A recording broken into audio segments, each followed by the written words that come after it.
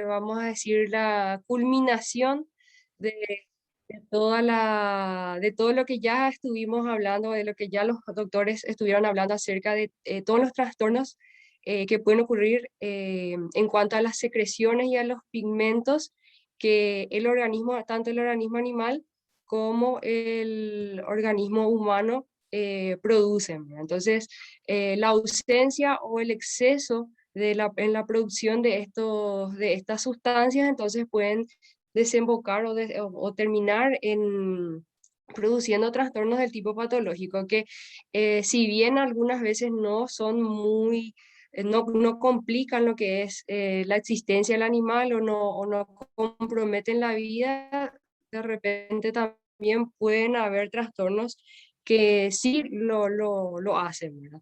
Y en este caso, por ejemplo, los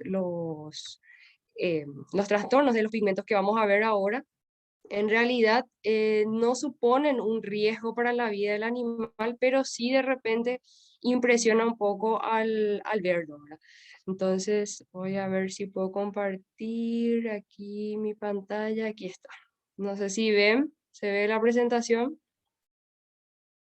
Sí, doctora, se ve. Ok.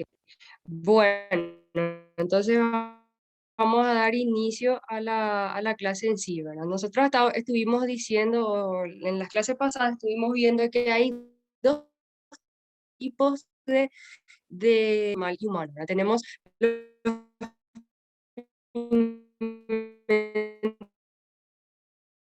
que son de origen, cuando uno habla de endógenos, sería todos aquellos pigmentos, aquellas sustancias que son producidas mediante el metabolismo celular.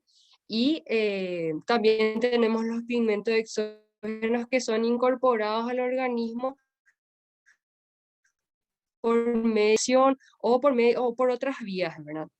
Entonces, habíamos visto que hay pigmentos, ¿verdad?, que denotan un específico, como, como por ejemplo, tenían varios tipos de ictericia, y también tenemos otros tipos de trastornos que si bien como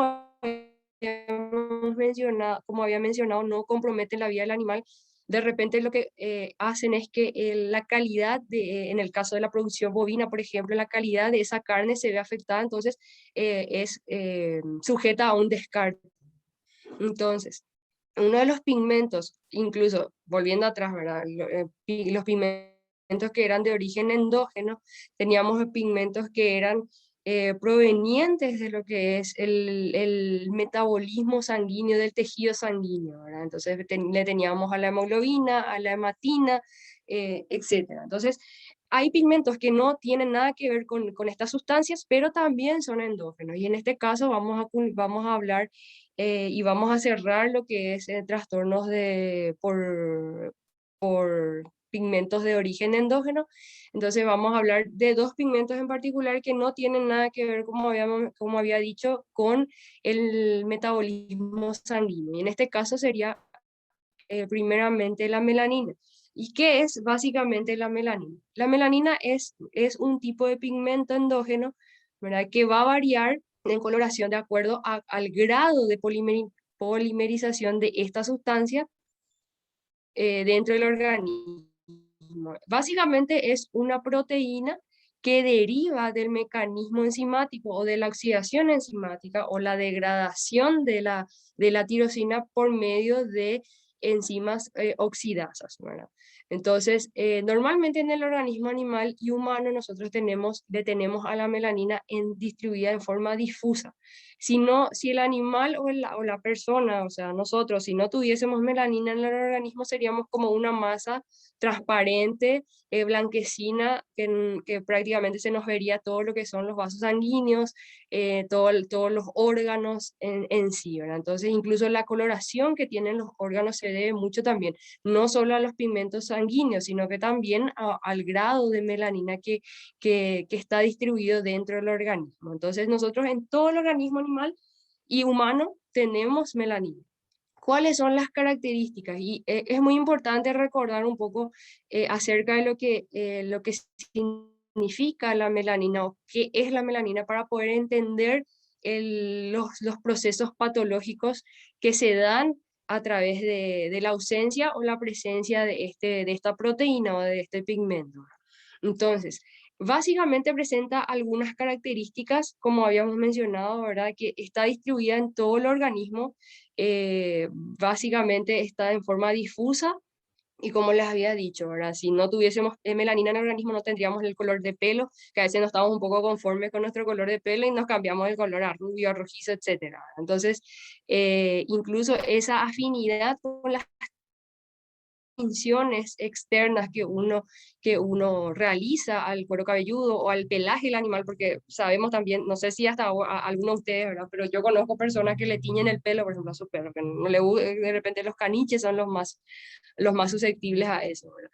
Entonces, eh, básicamente esa propiedad de la melanina hace que se pueda teñir o se puedan transferir otros colores al pelaje, ¿verdad?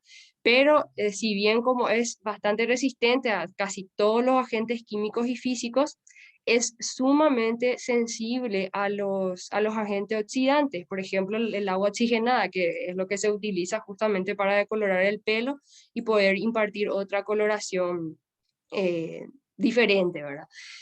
También tiene un poder o una, vamos a decir, una afinidad con las sales de plata, ¿verdad? Que le permite, que nos permite incluso en la bioquímica diaria o la histoquímica diaria distinguir la presencia de células que contienen gránulos de melanina. Por ejemplo, si queremos si queremos confirmar un exceso de melanina, por ejemplo, o de células melanocíticas en un corte histológico, entonces nosotros lo sometemos a unas sales de plata o una coloración argentáfines y entonces al entrar en contacto con las sales de plata, entonces lo que hace es oscurecerse, ¿verdad? Básicamente el citoplasma de los melanocitos, entonces le da como una coloración medio negruzca, ¿verdad? Es la forma también de, en algunos tumores, por ejemplo, a melanocíticos, o sea, tumores, melanomas que no tienen gránulos aparentemente, también nosotros lo ponemos en evidencia con ese tipo de tinción. Y es una propiedad de la célula que nos permite, ¿verdad?, identificarla. Y también, aparte de eso, permite diferenciar de otros tipos de coloraciones o de otros tipos de pigmentos que tienen más o menos la misma coloración, como serían la bilirrubina, la hemosiderina, las porfirinas, ¿verdad?, que tienen una coloración parduzca marrón, ¿verdad? Que incluso de repente a la macroscopía nosotros vemos esa coloración, pero de repente no sabemos si realmente es melanina o si realmente es otra sustancia. Entonces, en este caso, por ejemplo, las sales de plata se utilizan para distinguir esas sustancias, ¿verdad?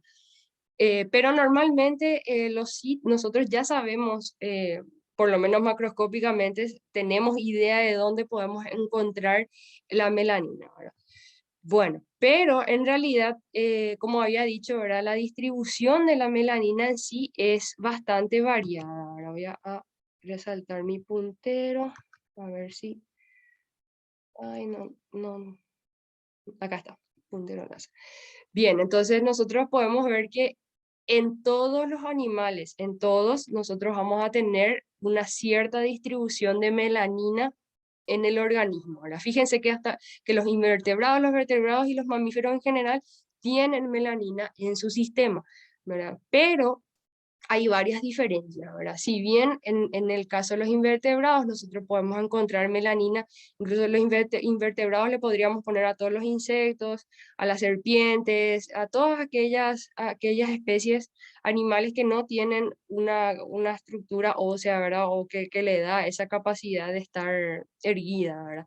Entonces podemos tener animales que tienen caparazones, que tienen, o sea, todo lo que es la piel, los tegumentos, todas las estructuras externas, incluso las internas, nosotros vemos que tienen una cierta cantidad de melanina. Pero la diferencia es que en los invertebrados, principalmente la melanina, para poder dar esa coloración de repente verdosa o marrón o amarillenta o rojiza incluso, se va a mezclar con otros pigmentos que en este caso son las porfirinas. Entonces, en el caso de los invertebrados, nosotros tenemos melanina asociada a porfirina. En el caso de los invertebrados inferiores, nosotros vamos a encontrar melanina en diferentes lugares, ¿verdad? Vamos a encontrar en la piel, en el ojo, específicamente en la retina, iris, en el tejido coroides, en diferentes estructuras, ¿verdad? Como el tejido conjuntivo subcutáneo, mesenterio, meninges, o sea, en todos estos lugares normalmente están, pero en el caso de los vertebrados inferiores también tenemos otras sustancias asociadas a la melanina y en este caso también son las porfirinas y también algunas otras sustancias, ¿verdad? Y en el caso de los mamíferos, que en lo que entramos nosotros y los mamíferos en general, ¿verdad? eh, Tenemos que la melanina es el único pigmento que le imparte la coloración específica a cada individuo, ¿verdad? Hay individuos que tienen una coloración de piel un poco más oscura y otras un poco más clara, y eso ya está determinado por la cantidad de melanocitos que está circulando o que están distribuidos en el organismo, ¿verdad? Pero de repente, incluso la bibliografía dice, ¿verdad?, que en el organismo en sí, si bien el individuo tiene gran cantidad de coloración, o sea, es súper oscura la piel, ¿verdad? Sin embargo, en el individuo que tiene el color más oscuro no hay más de 2 gramos de melanina circulando en el organismo. O sea, por más oscuro que sea, no quiere decir que tiene mayor cantidad o no tiene kilos de melanina. A eso es lo que hago referencia ahora. Entonces, en este caso, como digo, en los mamíferos no hay otras asociaciones pigmentarias en condiciones normales, ¿verdad? Si hay condiciones patológicas, entonces sí podemos ver asociaciones como por ejemplo en el caso de las ictericias, ahí sí ya vemos un poco de bilirrubina o biliverdina, entonces ahí en esos casos, pero siempre patológicos. En casos normales, en condiciones normales, la melanina es la única o es el único pigmento que nos da la coloración que tenemos, ¿verdad? Le da la coloración a los ojos, a los labios, a las mucosas, eh, a la piel, a las meninges.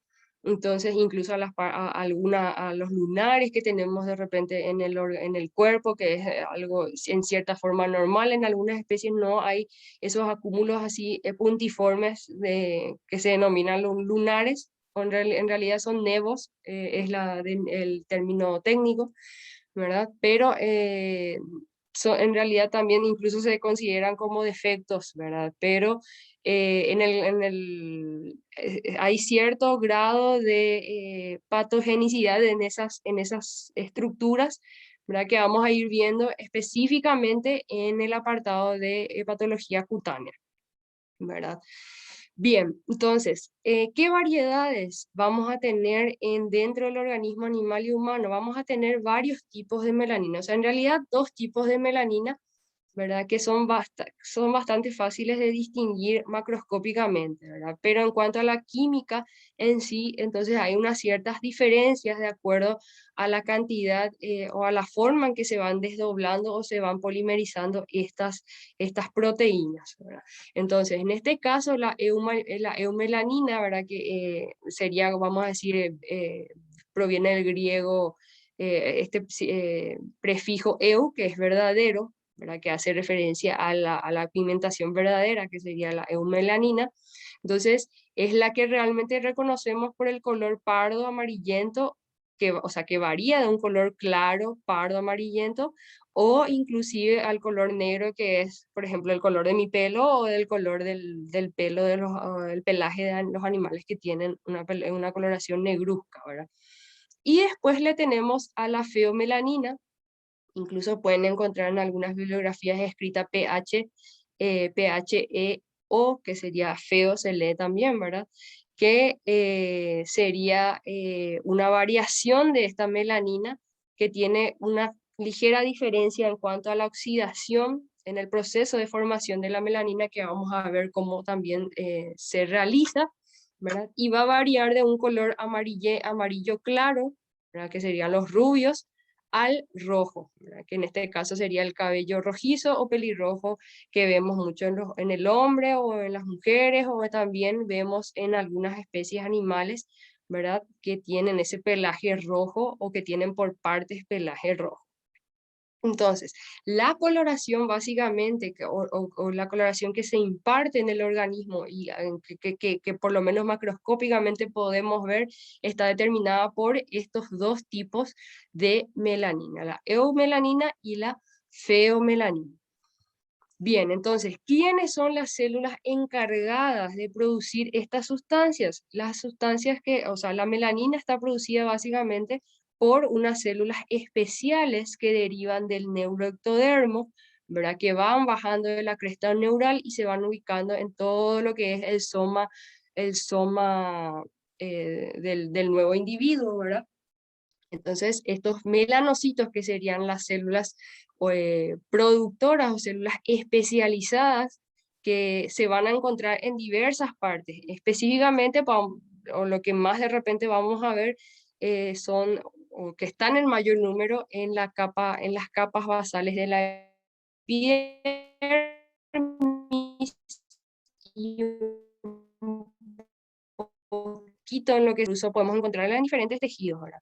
Como había dicho, el origen embriológico o el origen de estas células serían los melanoblastos, que proceden de la cresta neural, o sea, del ectodermo, van migrando de esa zona y se van depositando en las diferentes estructuras del organismo. Entonces le van impartiendo también a lo largo del desarrollo del animal la coloración que les va a corresponder de acuerdo a la cantidad de enzimas que van degradando estas sustancias, ¿verdad? Entonces, la particularidad de estas células, ¿verdad? Es que aquí podemos ver a la microscopía electrónica, son que justamente su citoesqueleto o el citoplasma, ¿verdad? Se va organizando y forma como unos pequeños pies o unas pequeñas prolongaciones arboriformes, ¿verdad? Incluso también los libros la describen como una célula estrellada, porque hay algunas células que se ven como realmente estrelladas, tienen como unas patitas así, todas,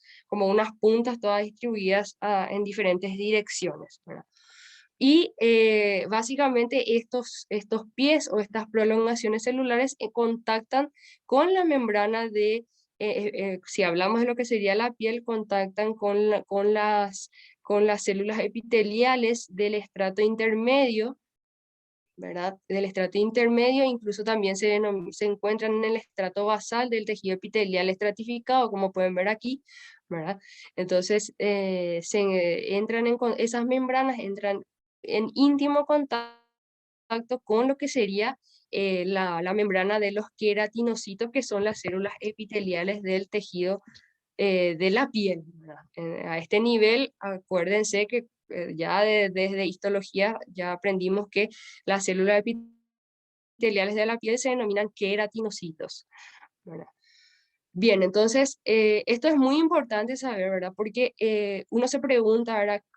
¿Acaso las células melanocíticas o los melanocitos son los que yo veo en la piel, o en realidad hay otro mecanismo por lo cual da esa coloración? Y sí, realmente hay un mecanismo en el cual las células epiteliales tienen una coloración. O sea, lo que nosotros vemos en realidad en la piel de tanto de los mamíferos o de los animales en sí, o nuestra misma piel, es en realidad el epitelio que está impregnado, o está, vamos a decir, o que haya captado esas partículas melanocíticas. Y vamos a ver cómo lo hace, o cómo hace el queratinocito para poder tener esa coloración específica, ¿verdad? Entonces, una característica muy importante es que estos melanocitos son las únicas células del organismo que tienen o que producen o tienen la capacidad de producir melanina. O sea, no se confundan si de repente por ahí ven alguna vez un corte histológico y ven un macrófago cargado con gránulos de melanina. En realidad lo que hicieron estos macrófagos fue fagocitar los gránulos de melanina, no que estaban produciendo melanina. Entonces, en este caso, los macrófagos que tienen la capacidad eh, de fagocitar normalmente se encuentran en la piel, ¿verdad? ¿Y por qué son en este caso los melanocitos las únicas células encargadas o las únicas que pueden producir melanina? Son las únicas que pueden hacerlo porque tienen en su citoplasma configurado, o sea, su aparato de Golgi está configurado como para producir enzimas.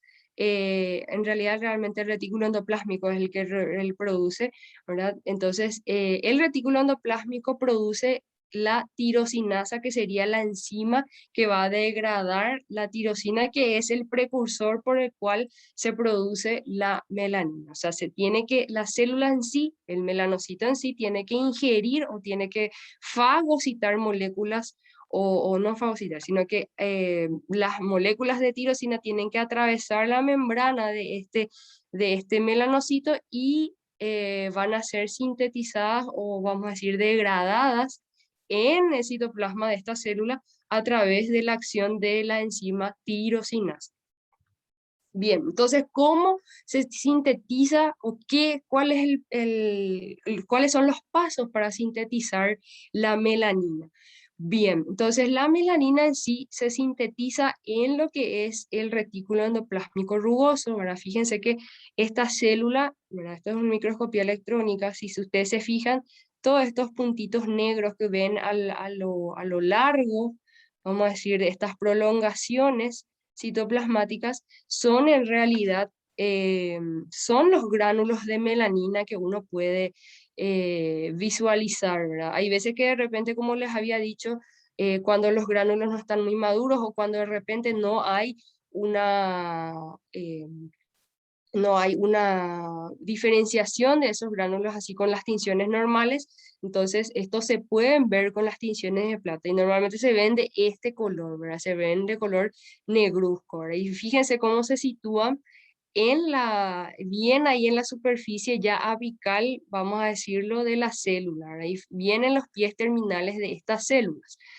Bien, entonces, básicamente esta célula, fíjense, el tamaño del núcleo es bastante funcional, ¿verdad? Y alrededor de este núcleo le vamos a encontrar a un gran aparato de Golgi bastante formado, bastante bien diferenciado y también un retículo endoplásmico bastante funcional, ¿verdad?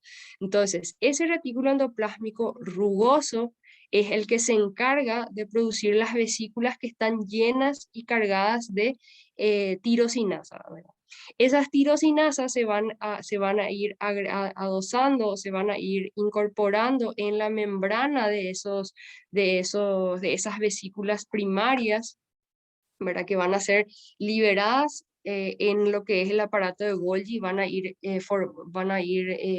decir, alineándose en la membrana de esas vesículas, ¿verdad? Entonces, primeramente, esas vesículas que tienen gran cantidad de tirosinasa, no tienen una coloración. O sea, ¿por qué? Porque todavía no entró en contacto con la tirosina. Cuando empieza a entrar esa vesícula en contacto con la tirosina es cuando en realidad uno puede ver estas estructuras, ¿verdad? Bien, entonces, para volver un poco a la síntesis de melanina, entonces, la célula en sí incorpora por un mecanismo de transferencia membranal, ¿verdad? Incorpora la tirosina que es producida por la glándula tiroides, ¿verdad? Entonces, cuando ingresa a la célula la tirosina, entonces automáticamente ella es adosada a las membranas de esas vesículas provenientes del retículo endoplásmico del melanocito. Entonces, cuando la tirosina es incorporada, entonces automáticamente la tirosinasa va a desdoblar y va a empezar a oxidar a esta tirosina. O sea, la va a desdoblar en otras sustancias y específicamente en la sustancia denominada DOPA, y sus siglas vienen de la dihidroxifenilalanina, ¿verdad? Entonces, la forma más básica o la siguiente forma más básica de la tirosina, entonces sería la DOPA, que es la dihidroxifenilalanina. Bien, entonces, a medida que se van desdoblando o a medida que la tirosina va oxigenando, va incorporando oxígeno a estas sustancias o a la DOPA, entonces se va degradando, ¿verdad? Y se va a convertir en el siguiente producto del metabolismo ya esto ocurre dentro de lo que es el aparato de Golgi, ¿verdad? Entonces, esta dihidroxifenilalanina se desdobla por acción siempre de la tirosinasa, ¿verdad? Y empieza a formarse otro compuesto químico denominado dopaquinona. Aquí es muy importante porque a partir de esta sustancia, la dopaquinona, puede seguir siendo desdoblada por la tirosinasa, ¿verdad? Pero si de repente el organismo animal tiene gran cantidad de cisteína, que sería también una proteína eh, que se forma a partir de la funcionalidad del retículo endoplásmico, es una proteína también, ¿verdad? Entonces, si hay gran cantidad de cisteína circulando, entonces esa dopaquinona va a ser también desdoblada por la tirosinasa en consonancia con con la cisteína que está aquí. No imaginariamente vamos a decir que está ahí, pero en la imagen por lo menos no está. Y cuando se asocia a la cisteína, entonces vamos a tener a la feomelanina. Entonces, ese individuo que tiene gran cantidad de cisteína, entonces vamos a tener que va a ser de una coloración, por ejemplo, marrón, ¿verdad? Creo que a ver si alguno de ustedes se recuerda qué raza, por ejemplo, qué raza bovina tiene un color marrón completamente. Jersey. Creo que sí. Sí, yo no sé mucho de razas bovinas, entonces si de repente no me acuerdo, entonces me corrigen, pero algún cabañero por ahí ha de estar, o a cabañera ha de estar por acá, entonces me va Ah, a corregir. Un color marrón. Sí, los bovinos que tienen color marrón, todo marrón, por Angus, ejemplo. doctora. El Brangus, después está el Brahman, El Angus. Angus. el No, el Angus, Brahman es blanco, blanco, o sea, generalmente. es Pero hay todo también. blanco, ¿verdad? Entonces, hay uno que tiene la cara blanca y tiene todo el cuerpo marrón, por ejemplo. Yo no sé su nombre. Ah, doctora, hay Sí, unas El variantes. Hereford ese, doctora. ahí está. Muchas gracias. Ese, por ejemplo, ¿verdad? Entonces, ese tiene gran cantidad de feomelanina, ¿verdad? Alguien me habló de variantes. Había unas variantes. En Brasil se denomina Cindy, pero que es del grupo de los cebuinos. Ok, bueno, Es entonces, un nombre eso. peculiar ese. Ya, entonces ese animal, por ejemplo, tiene gran cantidad de feomelanina, ¿verdad? O sea, por eso que tiene esa coloración marrón o marrón clara, ¿verdad? Entonces, en su formación, vamos a decir, en la vida embrionaria, vamos a decir, entonces, o fetal, en todo caso, realmente, hubo mayor síntesis de feomelanina, ¿verdad? O de esta dopaquinona, ¿verdad? Que fue asociándose a la cisteína, entonces le imparte esa coloración marrón, ¿verdad? Y después le tenemos, si de repente la dopaquinona sigue oxidándose solamente con la tirosinasa, ¿verdad? Entonces va a dar origen a la eumelanina, ¿verdad? Entonces, que son todos los animales que tienen esa coloración negruzca o que tienen partes que son negruzcas, porque fíjense que hay animales que vamos a ver que son manchados, que son completamente albinos, que vamos a ver también patológicamente qué significa eso, ¿verdad? Bien, entonces esta síntesis, si bien es mucho química y de repente uno dice, ¿para qué rayos ahora yo quiero saber esto en patológica? Fíjense que esto es sumamente importante saber porque es lo que nos va a permitir a nosotros entender qué ocurre en el organismo y por qué se desarrollan los diferentes trastornos en cuanto al déficit o exceso de pigmentos de melanina. Bien. Bueno, entonces para recordarle un poquito de histología, ¿verdad? Fíjense, sí, Los melanocitos son las células entonces que, o sea, las únicas células que pueden captar la tirosina circundante, porque si bien no se sintetiza en el melanocito la tirosina. en realidad todo el organismo está sujeto a la acción de la tirosina, pero quien la aprovecha mejor sería en este caso el melanocito, el que es la que mejor utiliza, ¿verdad? Pero fíjense que acuérdense también que la tirosina tiene que ver mucho con también las regulaciones hormonales, con los ciclos estrales, o sea, no es solamente la única célula que la va a utilizar, es la que mejor la aprovecha en cuanto a funcionalidad, pero es la que mejor, por ejemplo, la utiliza para formar otros compuestos, en este caso la melanina. Gracias, ¿Está bien? doctora. Ok, bien. ¿Alguna otra pregunta? Si de repente me estoy yendo muy rápido, entonces frénenme y si tienen preguntas, háganlas. O sea, la idea es que interactuemos todos, ¿verdad? Si hay alguna duda, entonces me van parando y respondemos a la pregunta y seguimos. ¿Hay alguna pregunta hasta acá? Bueno, creo que no. Bueno, entonces sigo. Entonces, esto sería el melanocito, ¿verdad? Esto es un melanocito muy lindo en realidad, porque histológicamente en los cortes no lo vemos así con estas prolongaciones, a no ser que sea una microscopía electrónica, ¿verdad? Entonces, fíjense el citoesqueleto cómo se organiza, ¿verdad? Y imagínense que aquí están los melanocitos, ¿verdad? Incluso la histología hace referencia a que por cada melanocito nosotros tenemos 4 queratinocitos eh, en contacto con esta célula, ¿verdad? Vamos a tener también melanocitos que son fijos y que son, vamos a decir, variables o son que se mueven, vamos a decir, básicamente en el organismo animal y en humano también, ¿verdad? Entonces, aquellos melanocitos que son fijos o que se encuentran específicamente en un lugar o agrupados en un lugar, sería, por ejemplo, en el iris o en el ojo en realidad, ¿verdad? En esas zonas así pigmentadas, muy pigmentadas, entonces vamos a encontrarlas ahí. Por ejemplo, también en las células neuronales, en las neuronas, por ejemplo, tenemos aquellos pigmentos no, perdón, estoy confundiendo ahí de pigmento, ¿verdad? Entonces, hagan omisión a esa referencia, ¿verdad? Entonces, en este caso, los pigmentos que son derivados de la melanina o que son producidos por la melanina o por los melanocitos, entonces vamos a encontrarlo específicamente en el ojo, aquellos melanocitos fijos, ¿verdad?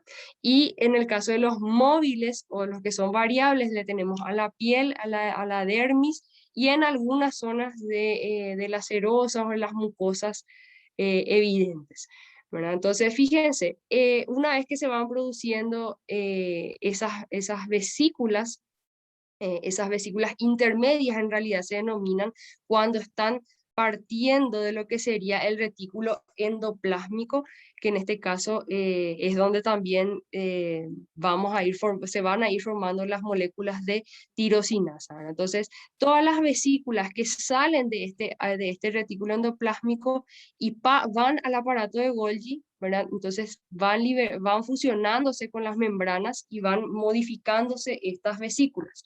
Entonces, a medida que van liberándose, entonces tenemos vesículas intermedias o premelanosomas, ¿verdad? Que son vesículas que no tienen todavía esa coloración evidente que vimos en la microscopía electrónica de hace rato, ¿verdad? Pero cuando ya empieza a actuar esa tirosinasa, entonces tenemos ya melanosomas maduros o melanosomas verdaderos que van migrando a estos pies o a estas ramificaciones o prolongaciones de este melanocito, ¿verdad? Y fíjense cómo en realidad lo que hace es, pueden liberarse estos melanosomas enteros a través de un mecanismo de exocitosis, ¿verdad? O pueden también liberarse solamente los gránulos de melanina al medio externo, ¿verdad?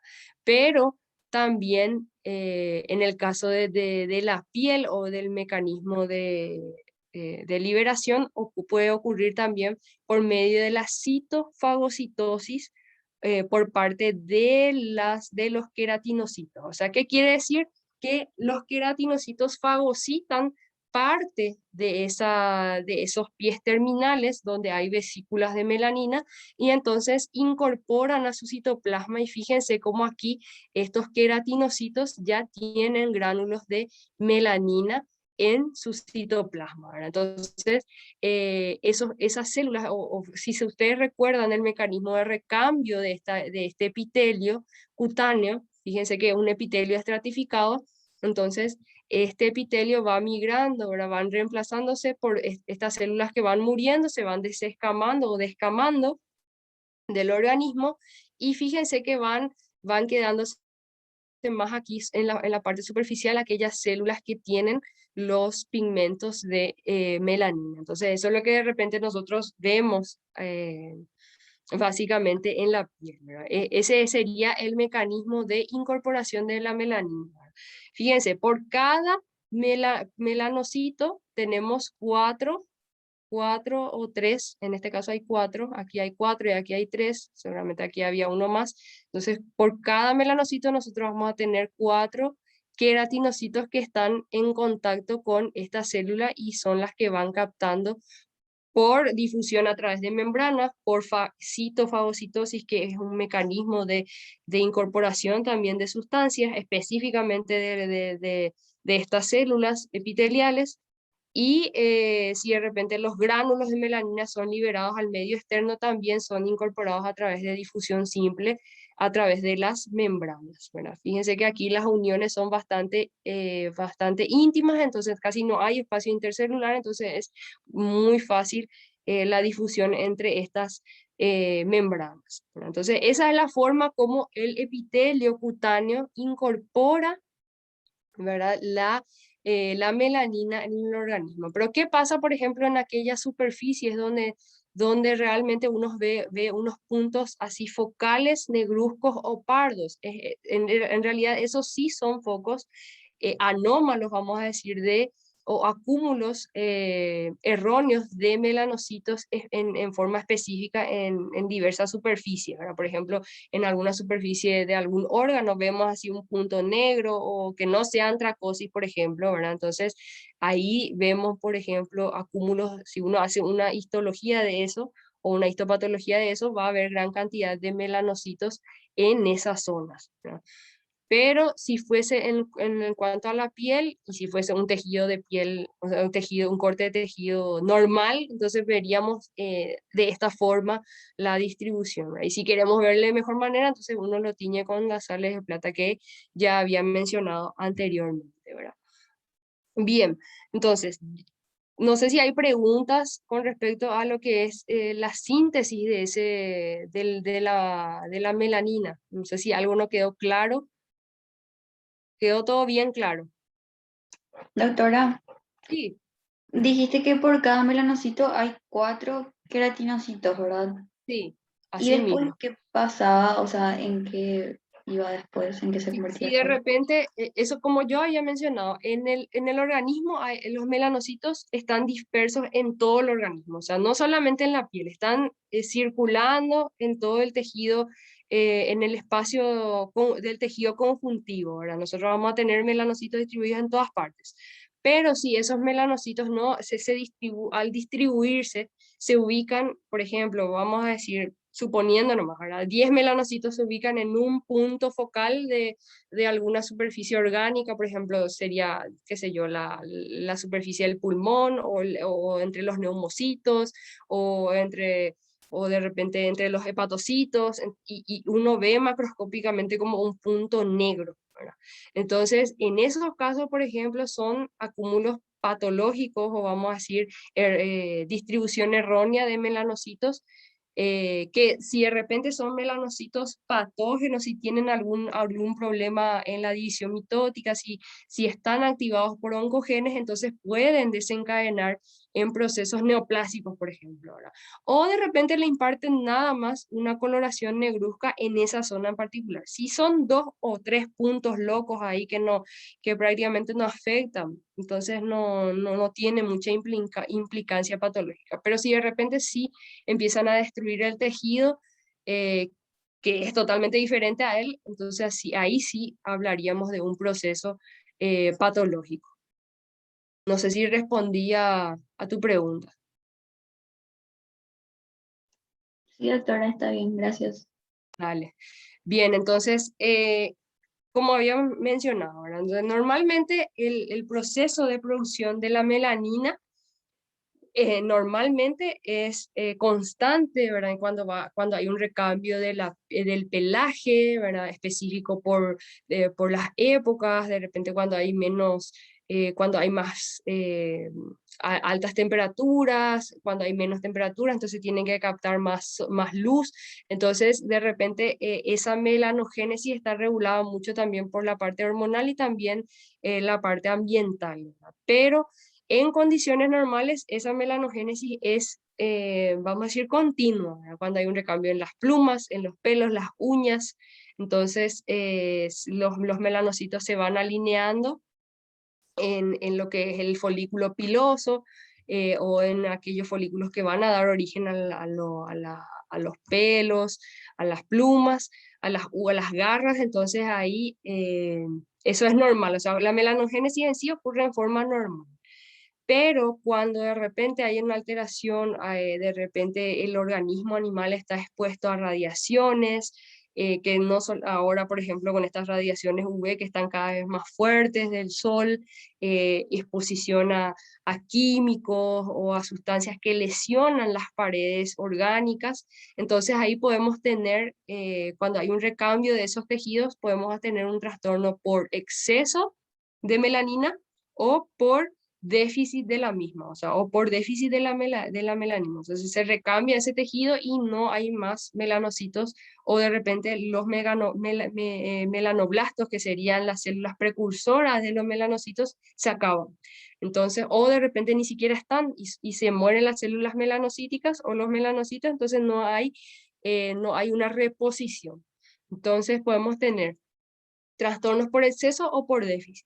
En cuanto a los trastornos por exceso, nosotros podemos tener a la melanosis, que sería el exceso de melanina, que puede ser evidenciada macroscópicamente en la piel, ¿verdad? Y en los órganos o en las paredes de las vísceras, ¿verdad? Y también en aquellas vísceras que son parenquimatosas. No crean que solamente en los órganos tubulares vamos a tener melanosis también en órganos parenquimatosos, ¿verdad?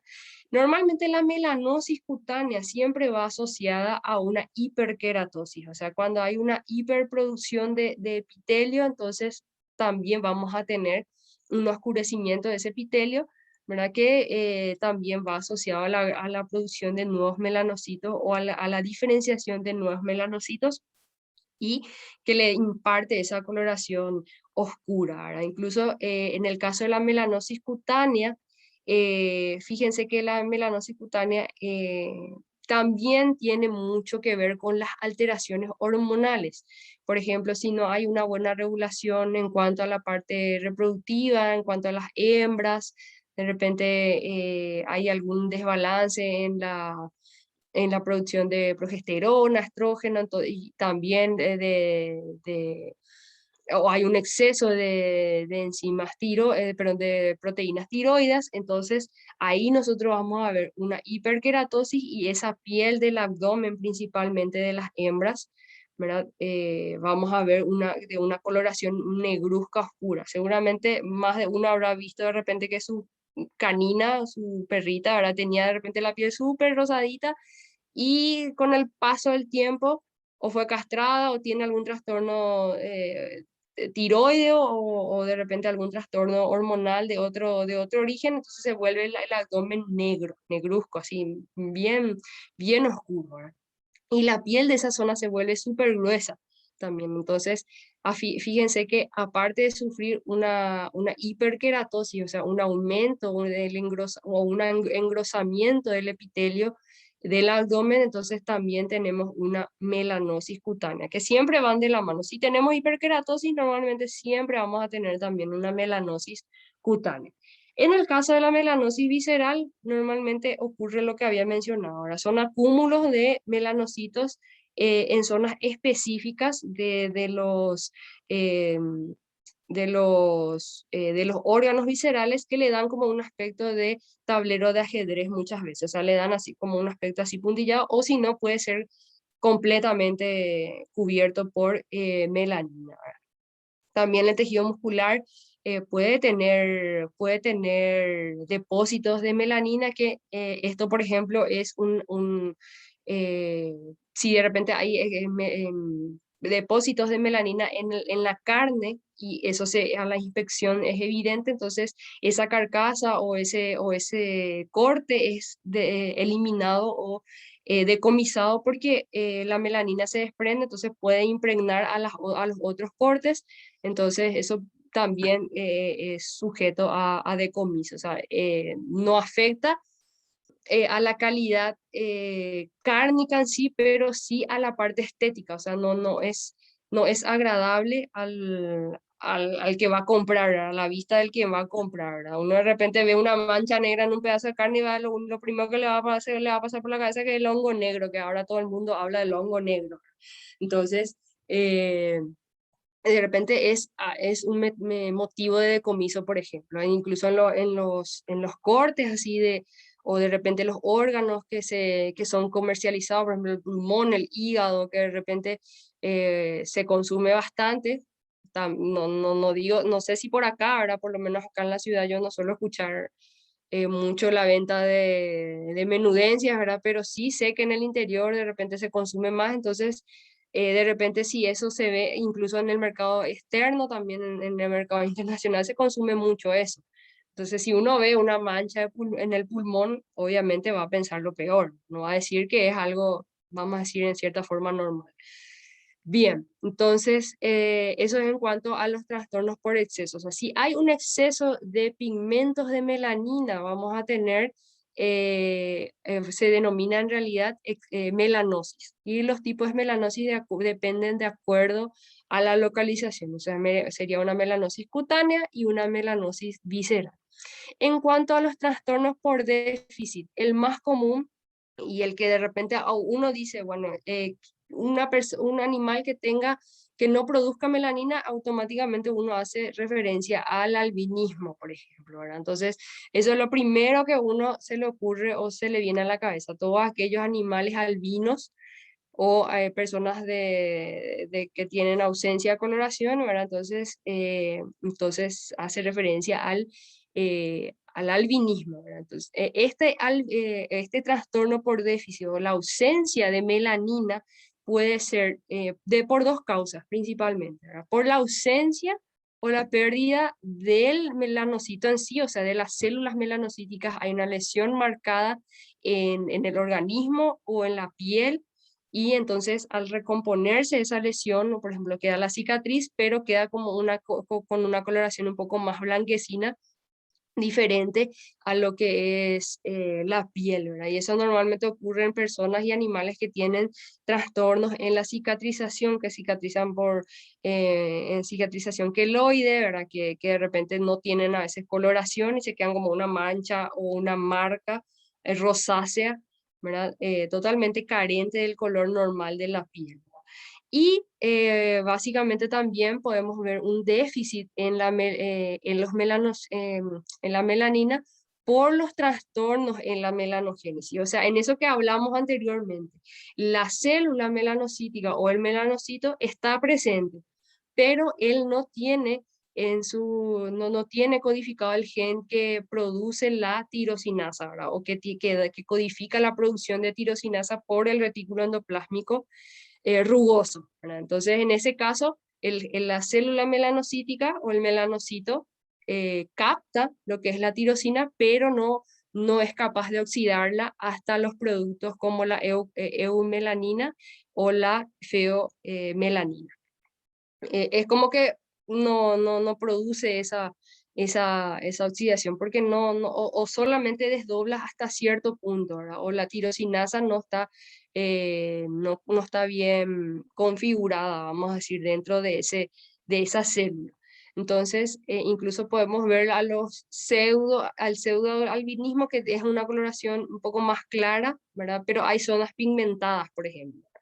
Entonces, hay que diferenciar muy bien del albinismo verdadero de las zonas, vamos a decir, de las zonas que no tienen coloración. Bien, Doctora, entonces, sí, y entonces el segundo caso vio no es albinismo y el primer caso despigmentación o en el humano vitiligo.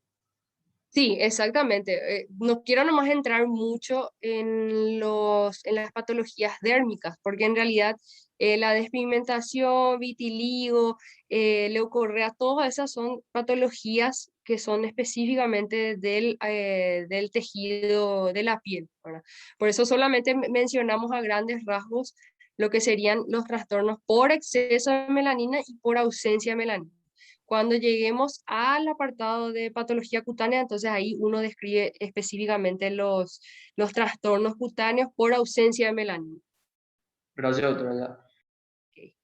Bueno, entonces, para poder ir viendo, ¿verdad? En este caso, por ejemplo, esto sería la meninges, que es la capa que cubre el sistema nervioso aquí, el cerebro y el cerebelo. Y fíjense un poco aquí, estas zonas oscuras, ¿verdad? Entonces, esta coloración negruzca, ¿verdad? Está determinada por el acúmulo de melanocitos en esa zona en particular. O sea, se juntaron unos cuantos melanocitos ahí y entonces le dan esa coloración negruzca. Esto es normal, esto no es algo patológico, vamos a decir, y no afecta tampoco la vida del animal. Son hallazgos de necropsia que de repente, o hallazgos de matadero que de repente uno ve y impresiona un poco, ¿verdad? O piensa que de repente es algún tipo de neoplasia, ¿verdad? Pero en realidad, para confirmar si realmente es una neoplasia, uno lleva esto a histopatología y ahí confirma. Pero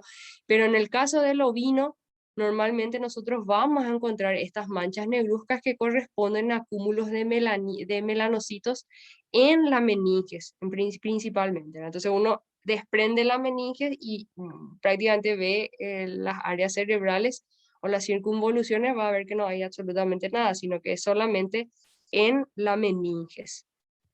Fíjense, esto es lo que yo hacía referencia, ¿verdad? De la melanosis en forma de tablero de ajedrez. Fíjense aquí en la superficie parenquimatosa pulmonar, está prácticamente completamente cubierta por melanocitos que están produciendo gran cantidad de melanina, ¿verdad? Entonces, también es un hallazgo no común, no tan frecuente, pero sí es más frecuente en la especie ovina que en otras especies, ¿verdad? Si de repente ven algún ovino, hacen la necropsia de algún ovino y ven esta impregnación de melanina en los lóbulos pulmonares, sepan que es algo, vamos a decir, medio común en la especie ovina, ¿verdad? Podemos tener también en cualquier parte del organismo donde haya acúmulo de melanocitos, entonces vamos a tener melanina presente, ¿verdad? Entonces esto sería el corte transversal de una vértebra y fíjense cómo en esa vértebra podemos tener también melanosis, ¿verdad? Entonces, en diferentes partes del organismo donde haya melanocitos y donde no haya una distribución, eh, vamos a decir, dispersa de ellos o se quedan acumulados en un sitio en particular, entonces vamos a tener producción de melanina a ese nivel.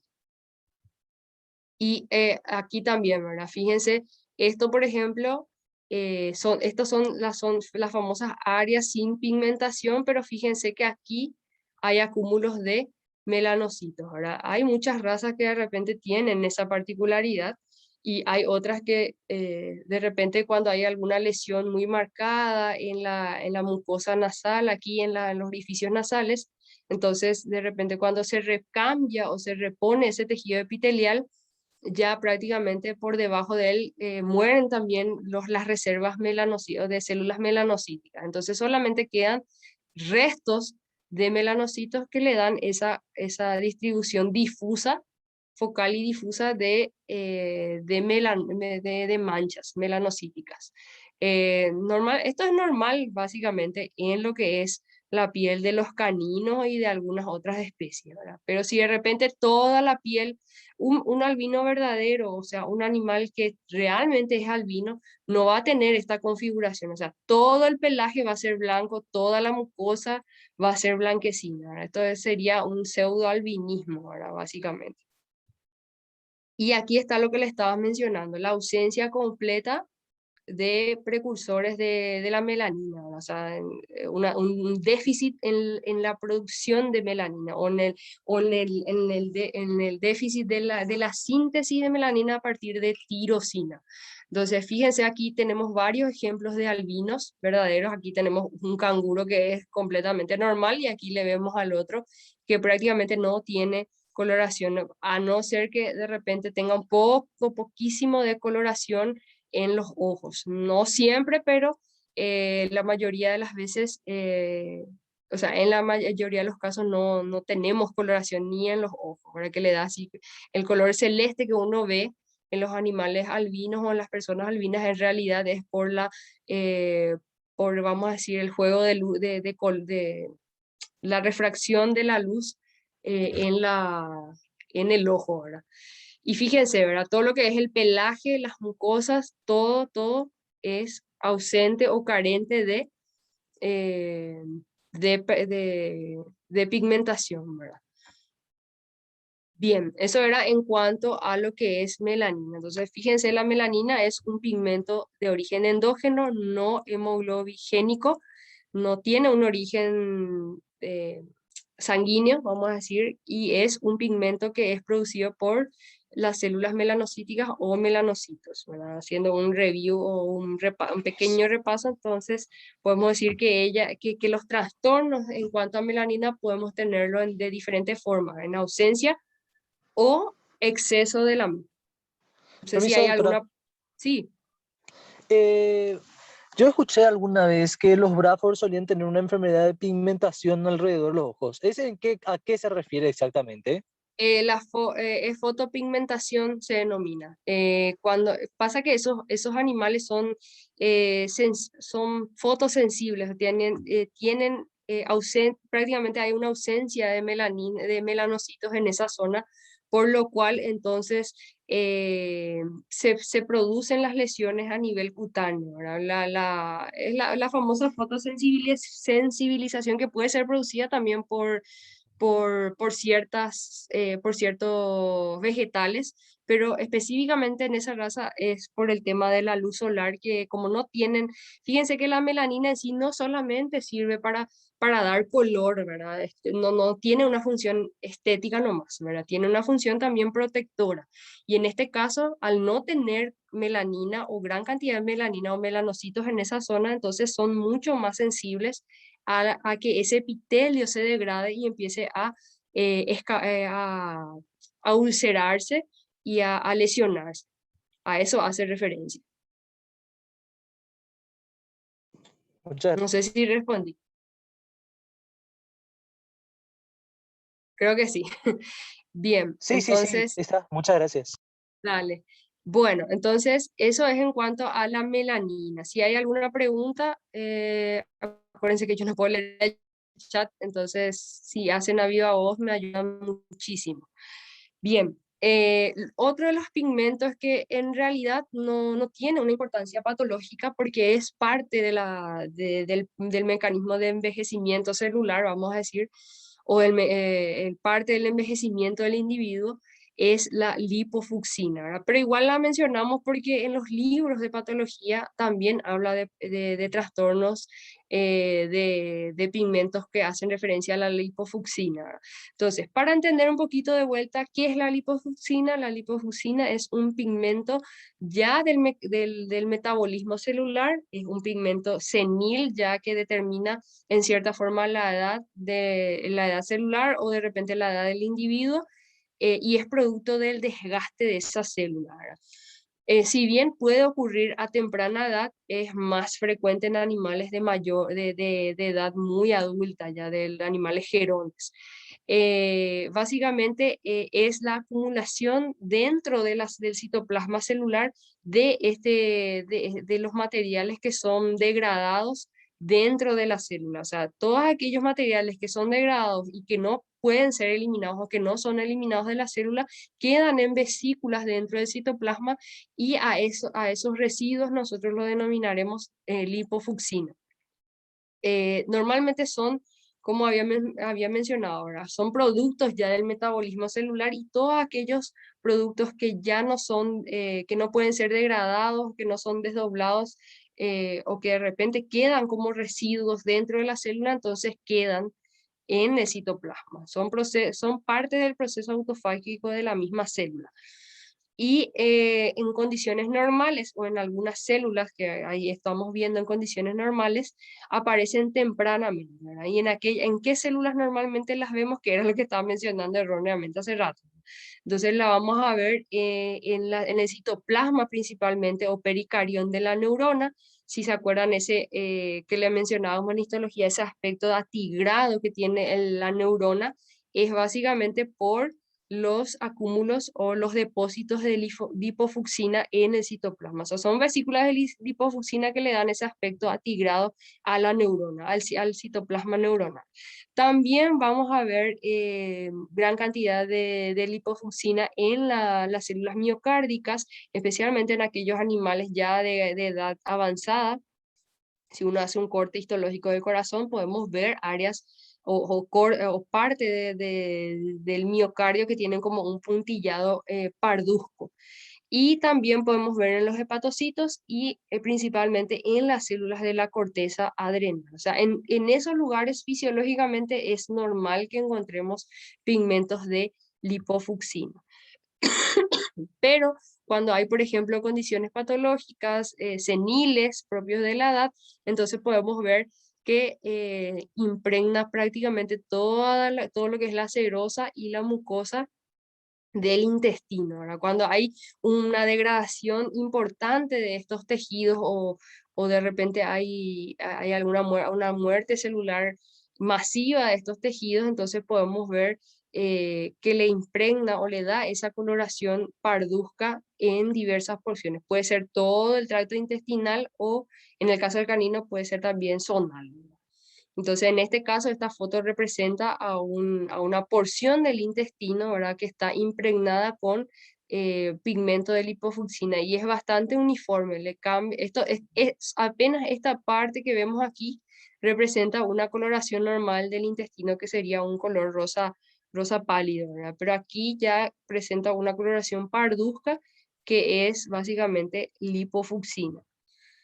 También podemos ver en algunos órganos, como por ejemplo el riñón, esto es un riñón de un bovino, y fíjense cómo prácticamente todo el órgano está impregnado por lipofucsina, ¿verdad? Esto también corresponde a un individuo ya adulto, ¿verdad? Que es producto de la degradación propia de las células de las células que componen el parénquima renal.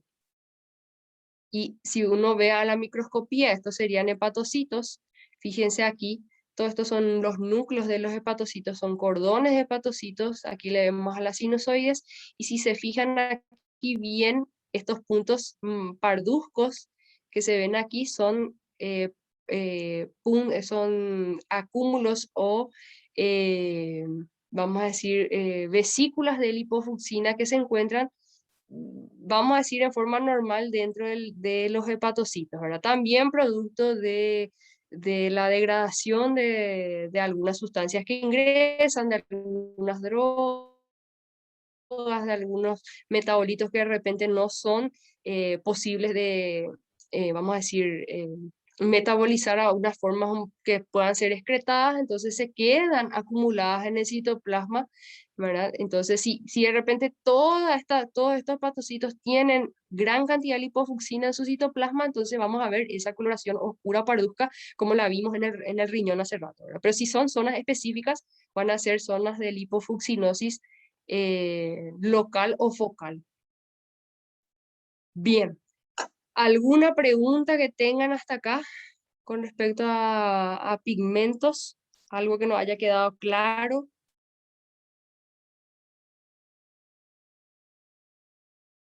A ver. Sí, doctor, yo tengo una pregunta. Sí, En el proceso de síntesis de la melanina no me quedó claro sí. cuando, vamos a decir, la tirosina al ingresar al melanocito, em, hay, tipo, sufre dos veces el ataque, por así decir, de la tirosinasa, ¿verdad? Sí, exactamente.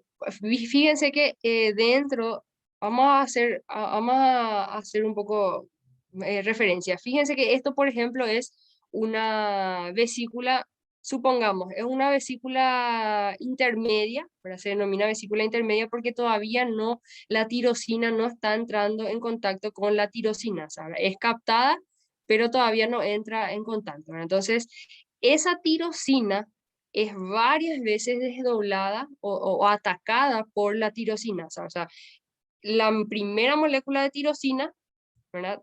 Es atacada en un primer momento por la tirosinasa, ¿verdad? Luego esa tirosina ya no queda como tirosina propiamente dicho, sino que ya queda como una dihidroxifenilalanina, ¿verdad? Que ya es una forma más básica, ¿verdad? Y sigue siendo, esta dopa que está acá, dihidroxifenilalanina, sigue siendo afín o tiene afinidad con la tirosinasa. La tirosinasa sigue desdoblando, hasta llegar a la dopa quinona. O sea, en una reacción química la desdobla a dopa y en otra reacción química la vuelve a desdoblar a dopa quinona. Y ahí si de repente hay gran cantidad de cisteína en el organismo animal, entonces asociada a la tirosina, entonces va a desdoblarla o vamos a decir, agregar moléculas de oxígeno y también va a agregar otras moléculas, grupos sulfatos principalmente. La cisteína agrega grupos sulfatos, entonces ahí le va a dar origen a la feomelanina. Si solamente la dopaquinona no hay gran cantidad de cisteína, pero sí tenemos a la tirosinasa actuando, entonces ahí va a seguir desdoblando o va a seguir polimerizándose hasta formar la eumelanina. Algo que me olvidé mencionar, para que la eumelanina vaya variando en esa paleta de colores que había mencionado, desde pardo hasta negruzco, eso depende del grado de compactación o de polimerización de esas proteínas. O sea, cuanto más se polimerizan, más se juntan, entonces cada vez va a ser más oscura la melanina.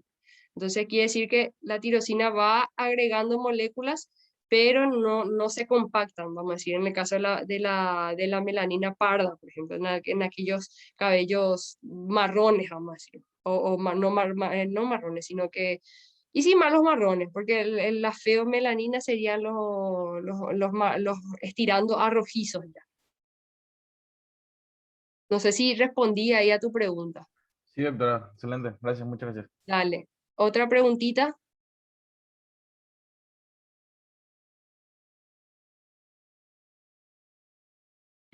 Creo que Doctora, sí. eh, ¿alguna vez escuchaste de una enfermedad del coli que es la coloración del iris? Sí, sí, justamente el coli es una de las razas que tienen mayor cantidad de feomelanina, principalmente, ¿verdad? Entonces, y también son razas que tienen problemas en cuanto a vamos a decir, a la producción o a la síntesis de melanina en sí. Incluso hay razas que son, no solamente el coli, ¿verdad? Hay razas que son seleccionadas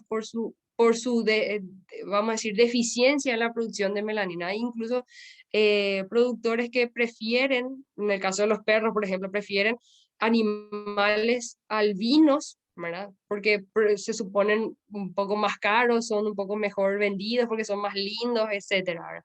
Pero lo que nos saben de repente es que como les había mencionado, la melanina no solamente sirve para darle una estética al animal, sino que también sirve para un mecanismo de protección y también ayuda a la funcionalidad de otras estructuras, ¿verdad? Entonces, en este caso, por ejemplo, la mayoría de los animales albinos, por ejemplo, son sordos. Y en el caso del coli, por ejemplo, no sé si es en cuanto, es en el mecanismo de la síntesis de melanina, creo que hay una sustancia que ahora mismo no recuerdo el nombre químico, pero hace que la coloración no sea o parda o marrón oscura o negruzca, sino que le hacen esa coloración grisácea, vamos a decir. Incluso los famosos blue todos los Pitbull Blue, los American Bully Blue, después están los Bulldog francés Blue, seguro que habrán escuchado. Entonces, todas esas razas tienen un déficit en la síntesis de melanina y eso es en el mecanismo de desdoblamiento de la melanina. Pero eso es en cuanto a los cruzamientos, o sea, le cruzan a animales que tienen esos genes activos, ¿verdad? O déficit de esos genes, entonces van seleccionando cuanto más colores raros hay, entonces a esos más raros son los que van seleccionando por cruzamiento. O sea, el famoso cruzamiento genético nomás, ¿verdad? Pero en algunos criadores de repente que son un poco más, vamos a decir, un poco más evolucionados y que se basan en la parte molecular o en la biología molecular, ya hacen pruebas genéticas, hacen pruebas de ADN, bueno, que por ejemplo, si hay presencia o ausencia de genes, buscan la presencia de tal gen, entonces, bueno, este individuo tiene el gen que determina la coloración azulada o grisácea en tal raza que no es común, ¿verdad? Entonces, seleccionan a ese individuo y lo cruzan con un albino o lo cruzan con uno que tenga ese mismo gen, pero en forma recesiva, vamos a decir. Entonces, la camada siguiente hace que vengan de esos colores que uno quiere, ¿verdad? Pero al cruzar así tan cerradamente y con tantos defectos genéticos también, estéticamente son muy lindos, pero traen consigo muchos otros defectos orgánicos, que pueden ser, por ejemplo, sordera, ceguera, ausencia de algunos órganos o son más sensibles a ciertas sustancias, son fotosensibles, o sea, muchas otras características que el que va a comprar, por ejemplo, no sabe, ¿verdad? Uno compra o adquiere un animal porque es lindo, porque es raro, porque nadie tiene, ¿verdad? Pero uno no se fija muchas veces en las patologías que pueden acarrear estos animales.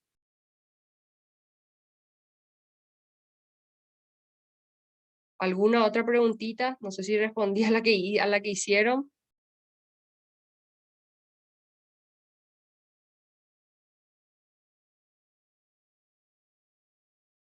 ¿Quedó todo claro? Sí, doctora, muchas Ok. Bien, entonces si no hay preguntas, vamos a dar por terminada la clase de hoy. Les agradezco muchísimo por la atención y por la interacción, que es muy importante para todos.